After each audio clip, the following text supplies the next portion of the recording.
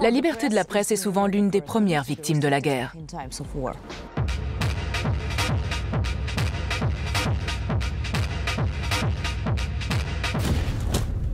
Je suis Yevgenia Zobnina, une journaliste de Moscou.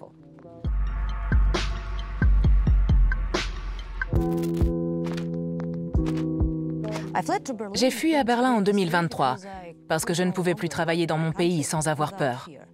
Tout le monde sait que là-bas, un simple mot de travers suffit pour vous condamner à mort. Actuellement, pas moins de 29 journalistes sont en prison en Russie.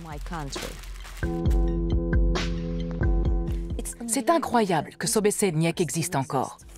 Ce journal est sans doute le dernier en Russie à nous informer librement. Et se le procurer en Allemagne est très compliqué. Aucun de mes amis russes n'a osé m'en rapporter un exemplaire.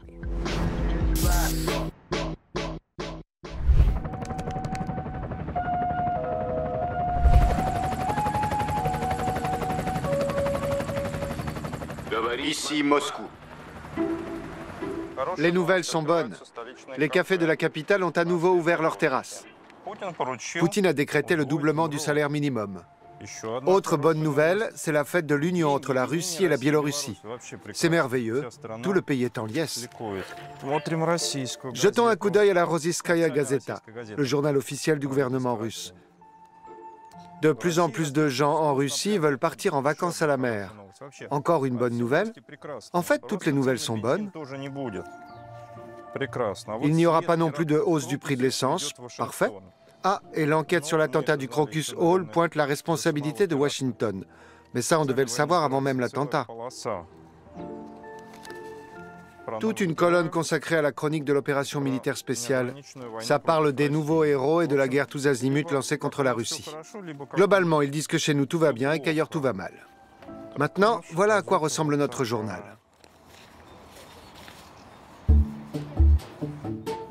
Je m'appelle Oleg Roldugin. Je suis rédacteur en chef du quotidien Sobesedniek. C'est à l'heure actuelle le dernier titre indépendant de la presse écrite qui paraît encore en Russie.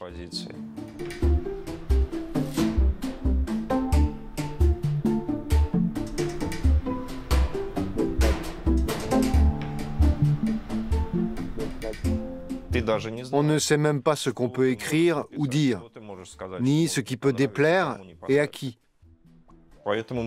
De fait, beaucoup de gens ont peur d'aborder certains thèmes. Nous, par exemple, on a régulièrement parlé d'Alexeï Navalny ces derniers mois. On l'a mis en première page sans avoir le moindre ennui. Mais quand il est mort, c'est tout de suite devenu un problème.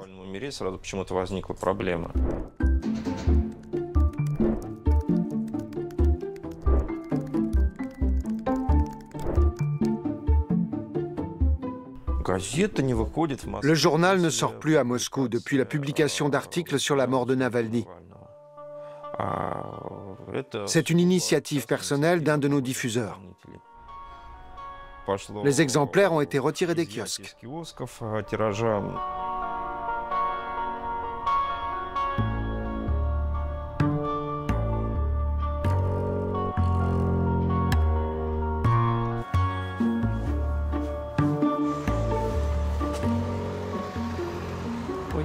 Bonjour, auriez-vous le Sobesedniek?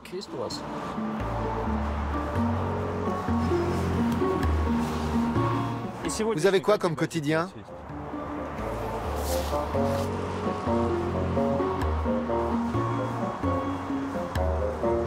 Merci beaucoup.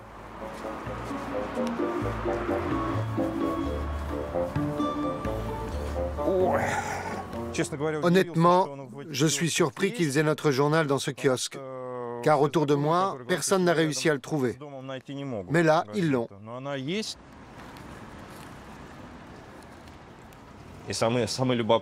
Le plus curieux, c'est que quand on dit ça aux prisonniers politiques, ils sont étonnés. Parce que eux reçoivent notre journal en prison. Ce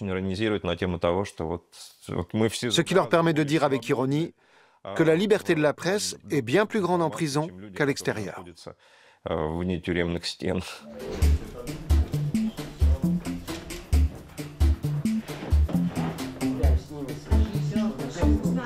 Nous n'avons pas peur d'être arrêtés. Nous avons surtout peur qu'ils interdisent le journal. C'est ça le plus important.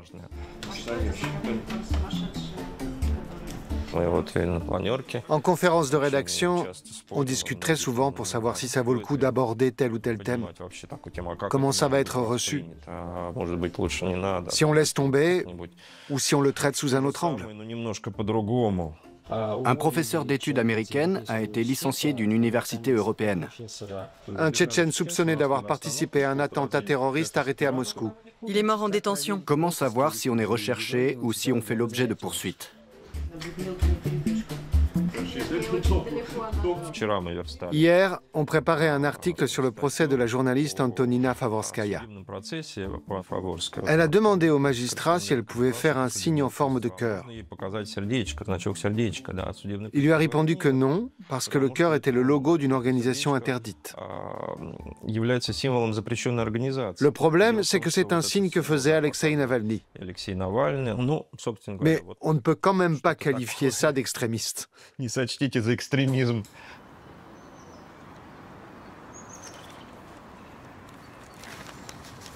Le voilà, le signe extrémiste. Terrible. A priori, il n'est pas encore interdit. Ils ne nous ont pas encore fait fermer boutique, parce qu'on sera peut-être bientôt obligé de le faire nous-mêmes. À quoi bon nous interdire si on peut y arriver sans faire de vagues? D'autre part, nous ne sommes pas uniquement lus par le commun des mortels. Certains de nos lecteurs siègent aussi au Parlement, travaillent à la présidence. Ils sont abonnés. Je suppose qu'ils ont aussi besoin d'avoir ce genre d'informations. À l'heure actuelle, on vit uniquement grâce à nos lecteurs. Récemment, on s'est dit qu'on pouvait proposer une édition numérique à prix libre. Il y a vraiment des gens qui sont prêts à payer plus de 1000 roubles, en plus des 30 roubles de base. Notre situation est extrêmement compliquée.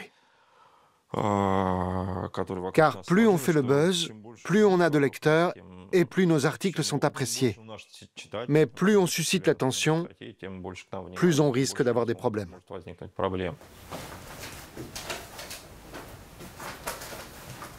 Nous ne sommes pas en prison. Nous faisons ce que nous avons toujours fait. Et nous ne nous sommes pas mis à écrire sur un ton plus agressif ou plus provoquant. Nous n'avons pas changé. Nous sommes restés les mêmes. Et c'est devenu un problème, car les temps ont changé, pas nous.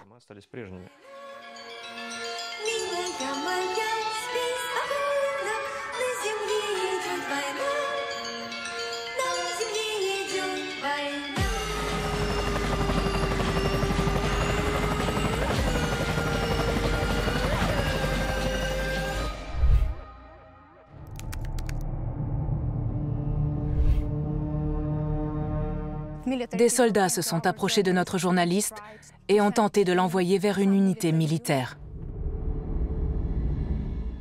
Tout ça pour se venger de nos articles. Je m'appelle Anna Babinets, je suis journaliste ukrainienne et je dirige le site d'investigation Slizvo.info qui enquête sur la corruption en Ukraine. Durant la guerre, nous sommes aussi des citoyens et pas seulement des journalistes. Voilà pourquoi nous réfléchissons longtemps avant de publier nos enquêtes. Au début de la guerre, les journalistes d'investigation et les reporters indépendants sont restés plutôt silencieux sur certains sujets. Mais depuis l'an dernier, nous sommes de plus en plus nombreux à nous intéresser aux problèmes internes qui existent en Ukraine.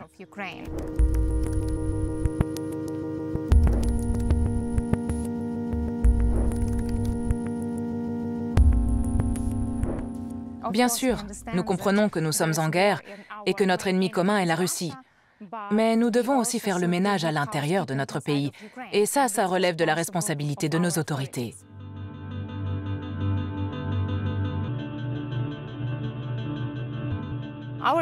Un de nos journalistes a écrit un article sur la luxueuse propriété d'un haut responsable des services secrets.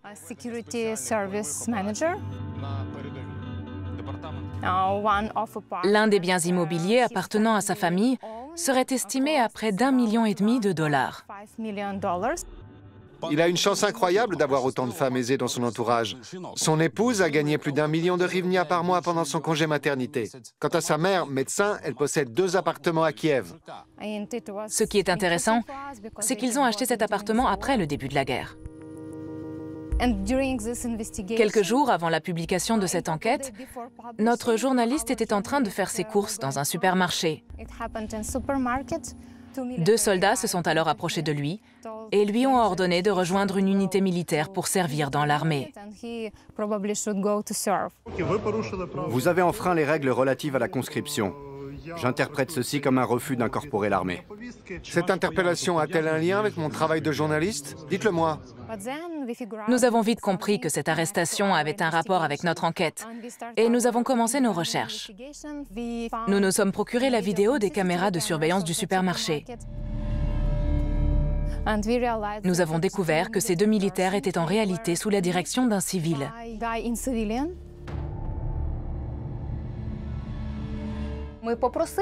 Nous avons alors interrogé de nombreuses personnes pour essayer d'identifier cet homme. Et nos sources nous laissent aujourd'hui à penser qu'il pourrait s'agir d'Oleksiy Bilenko, un ancien membre des services de sécurité de Lviv, depuis peu reconverti dans la cybersécurité pour les services secrets ukrainiens. Et c'est précisément dans ce département que travaille Ilya Vityuk, l'homme sur lequel notre journaliste était en train d'enquêter.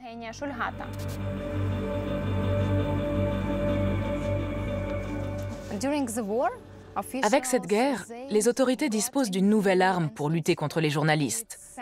Ils les envoient au front. Depuis peu, ils font la même chose pour se débarrasser des activistes.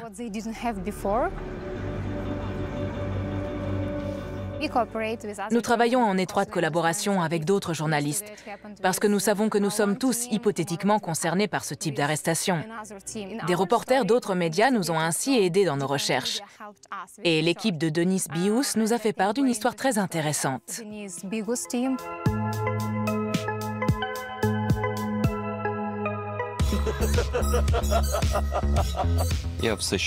Je m'appelle Denis Bius, je suis le fondateur et le rédacteur en chef du site d'investigation Bius Info.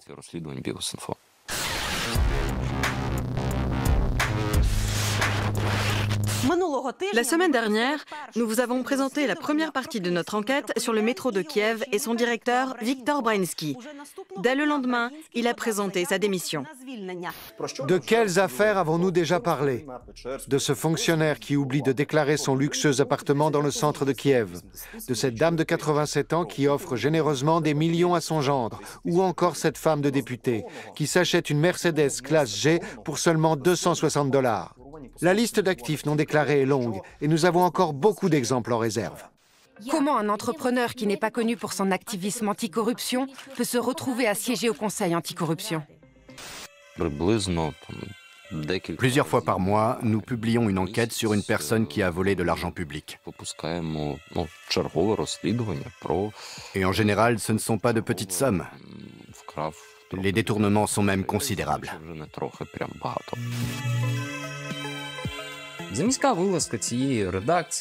Pour fêter le Nouvel An, une partie de notre rédaction s'est réunie dans un complexe hôtelier. Les organes de l'État ont sauté sur l'occasion pour intervenir. Ils ont installé des caméras dans nos chambres d'hôtel et en ont profité pour mettre nos téléphones sur écoute. Il s'est avéré par la suite que notre rédaction était surveillée depuis des mois. Et ce, de manière systématique, ce qui leur a coûté très cher. Mais pourquoi faire au juste? Quel est l'intérêt de placer une caméra de surveillance dans une chambre d'hôtel où vont dormir 4 femmes?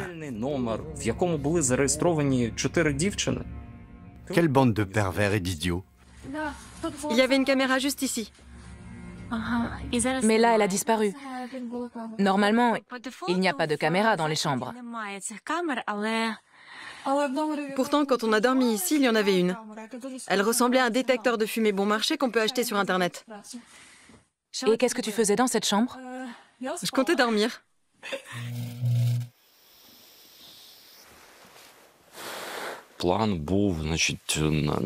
Leur projet était tout simplement d'obtenir des images compromettantes. Et je vais être très clair sur ce qu'ils avaient en tête. Ils espéraient trouver un moyen de me faire chanter. Ça semble complètement absurde, surtout qu'ils n'ont rien trouvé de compromettant. Ça a d'ailleurs été prouvé puisque les autorités ont diffusé sur Internet les images tournées cette nuit-là. Tout le monde s'est dit « Mais mon Dieu, qu'est-ce que l'État est en train de faire ?» Et ça a provoqué un énorme tollé. Ils ont installé des caméras de surveillance à l'intérieur de chambres d'hôtel.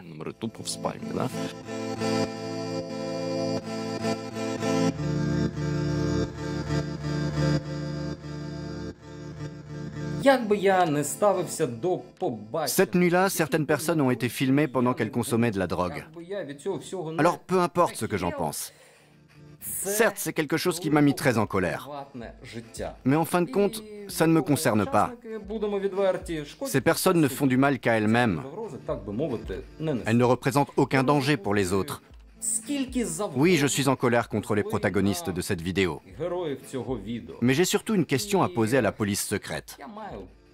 Sérieusement, vous êtes vraiment tombé si bas?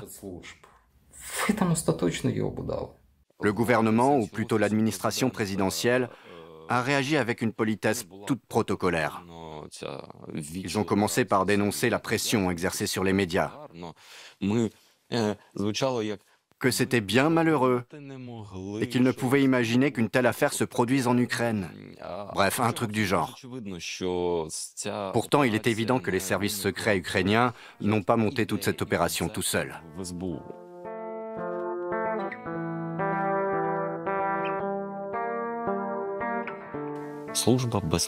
Les services secrets ont mis en place tout un système pour surveiller notre rédaction.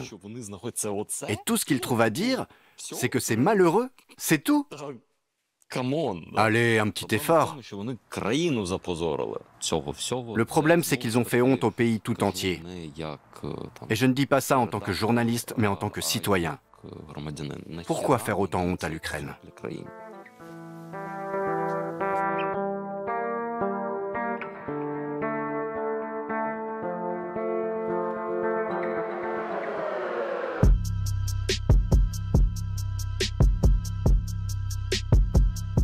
À mon avis, la Serbie est sur le point de basculer vers ce qui est depuis longtemps une réalité en Russie.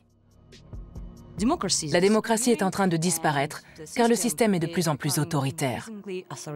Quant à la liberté de la presse, elle y est plus que jamais menacée.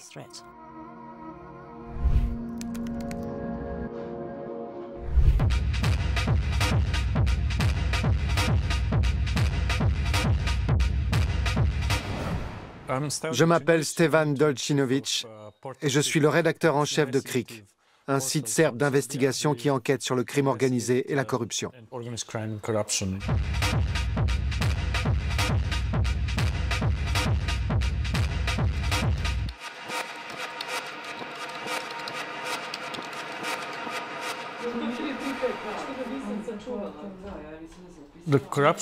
La corruption et le crime organisé sont les deux fléaux majeurs qui touchent la Serbie.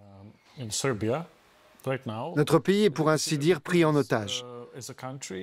La Serbie est entièrement entre les mains d'un seul homme, à savoir notre président.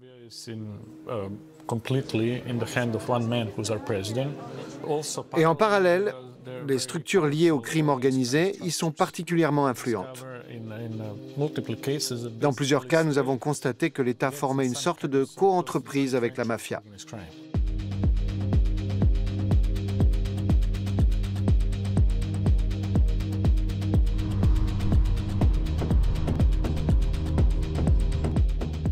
Je m'appelle Bojana Pavlovic et je suis journaliste pour KRIK. En 2016, nous avons commencé à enquêter sur un groupe de hooligans appelé Janičari, devenu une puissante organisation criminelle et qui gravite autour du club de football du Partizan Belgrade. Belivuc est considéré comme le chef de la bande. Tout le monde sait qu'il entretient de très bonnes relations avec le gouvernement qui le protège. Les hommes de Janičari étaient connus dans le milieu de la drogue pour leur brutalité, et on les soupçonnait même de plusieurs meurtres. Mais récemment, un assassinat a conduit à l'arrestation de plusieurs de ses membres. Le tireur a poursuivi sa victime et lui a tiré plusieurs balles dans la tête. Apparemment, ça s'est produit par ici. Oui, mes sources mentionnent le 7 de cette rue. Ça s'est donc passé juste derrière moi.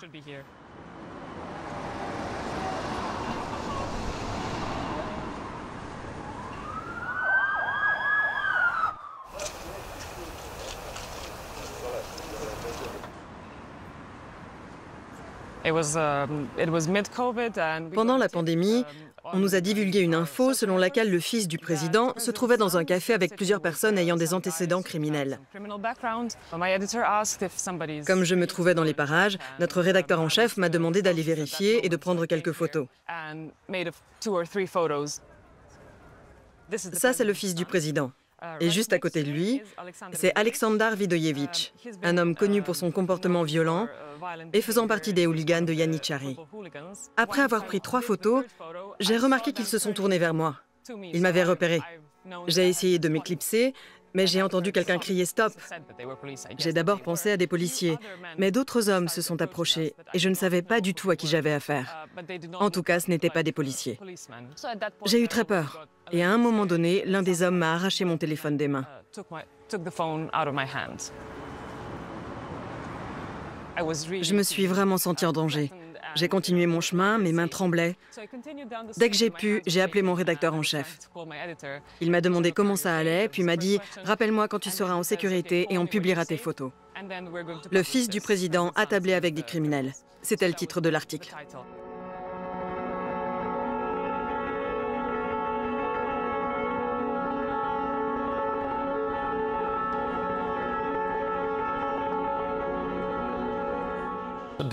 Dès que nous publions un article, des membres du gouvernement ou des personnes qui lui sont liées, comme des oligarques ou des figures du crime organisé, n'hésitent pas à porter plainte contre nous. Actuellement, nous devons avoir 13 ou 14 procès en cours. En Serbie, les journalistes sont sous pression en permanence. Les services de renseignement sont même très souvent mobilisés pour nous espionner.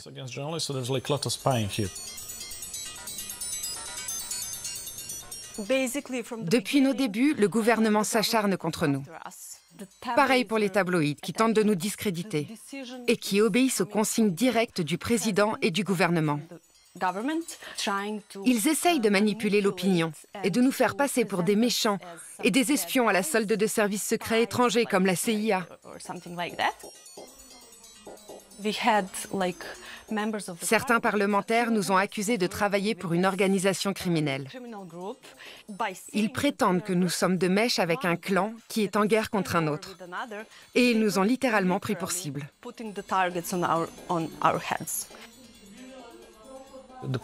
Si, comme moi, on est soumis à une pression permanente qui dure depuis des années, on développe certaines angoisses. Et tout ce stress s'accumule en continu. En réponse à ces traumatismes, j'ai commencé à avoir des problèmes physiques. Pour nous, le journalisme d'investigation représente bien plus qu'un travail. C'est devenu une sorte de mission. Je n'arriverais pas à supporter cette pression et tous ces problèmes s'il s'agissait d'un travail ordinaire. Notre but est de mener la Serbie sur la bonne voie. Si ce n'était qu'un simple travail, je ne pourrais pas continuer.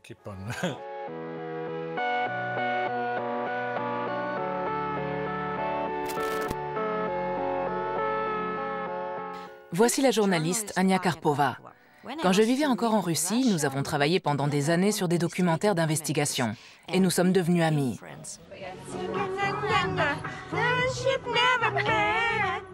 Toutes les deux, nous sommes allées à des manifestations anti-Poutine et avons passé des nuits à parler de notre avenir. Comme je travaille pour des médias occidentaux, la situation devenait de plus en plus dangereuse pour moi en Russie. J'ai donc décidé de quitter le pays. Mais Ania y est restée et se consacre désormais au kung-fu.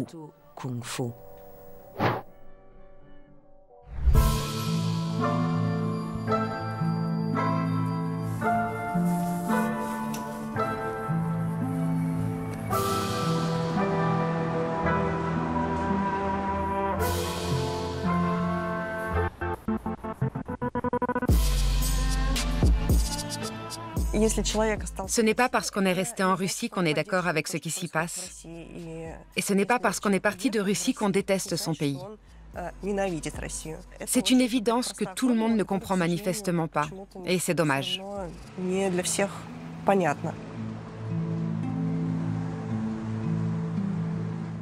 Je m'appelle Ania Karpova, je suis journaliste et scénariste de documentaires.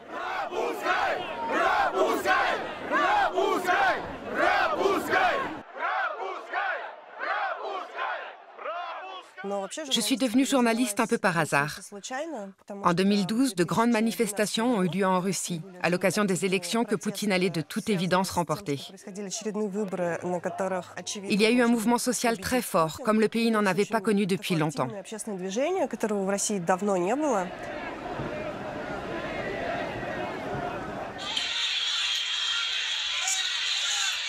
Là, ce sont mes jambes.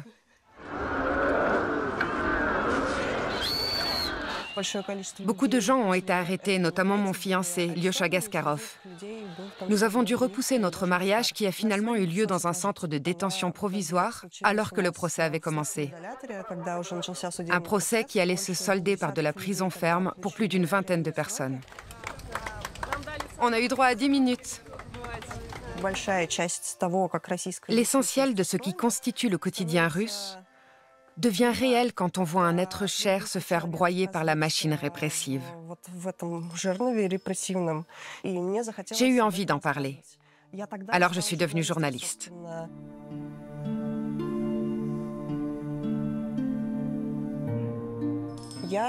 Après le 24 février, je me suis sentie extrêmement déçue par l'humanité. Ça a été pour moi une très grande épreuve existentielle.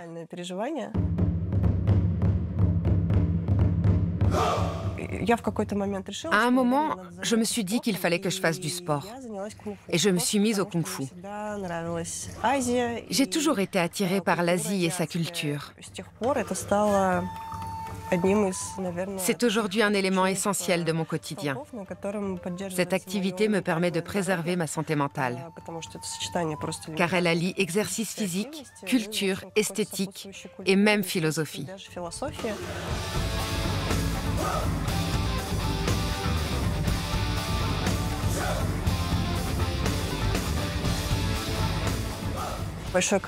Beaucoup de mes amis ont commencé à partir. À un moment, je me suis dit qu'il vaudrait mieux, pour des questions de sécurité, que je parte moi aussi à l'étranger.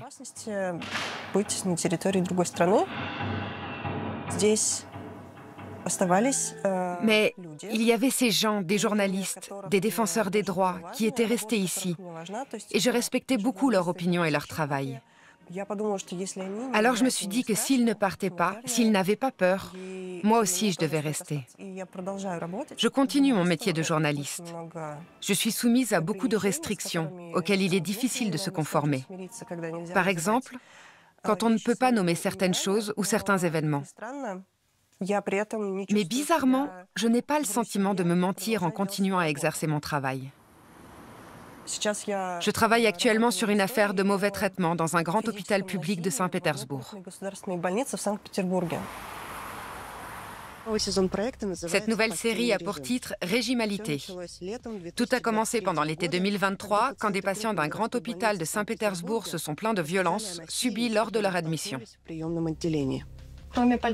À part mon manteau, je n'avais qu'une couche culotte qu'ils m'avaient mise de force. Je m'y étais fermement opposée. Je les ai même suppliés. Mais ils étaient deux, des hommes costauds. Comment la violence s'immisce-t-elle dans notre vie jusqu'à être considérée comme quelque chose de normal? C'est le sujet de notre podcast. Il y a la guerre et c'est important. Dans ce cas, pourquoi parler d'événements locaux qui ont lieu dans telle ou telle ville de Russie? Quand on aborde un sujet pareil, il est primordial pour moi de dénoncer l'acceptation de la violence, de montrer comment elle se banalise dans les aspects les plus divers de notre existence.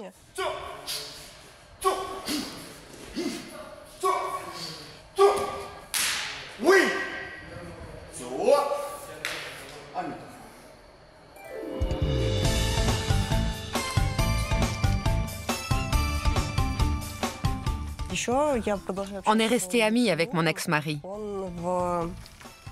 Dans un parc de Moscou, il a trouvé un furet domestique abandonné. Je l'ai adopté.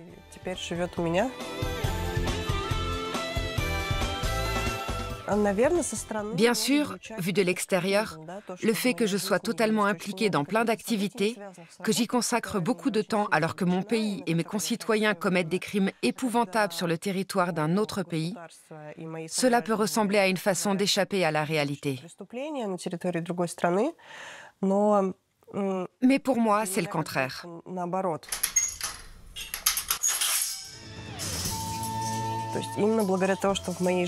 C'est justement parce que j'ai toutes ces occupations que je continue. Et que j'ai encore la force de voir, d'observer, et quand c'est possible, de me mêler de ce qui se passe. Et je sais que dès que l'occasion se présentera, j'aurai l'énergie de m'impliquer pour faire changer les choses.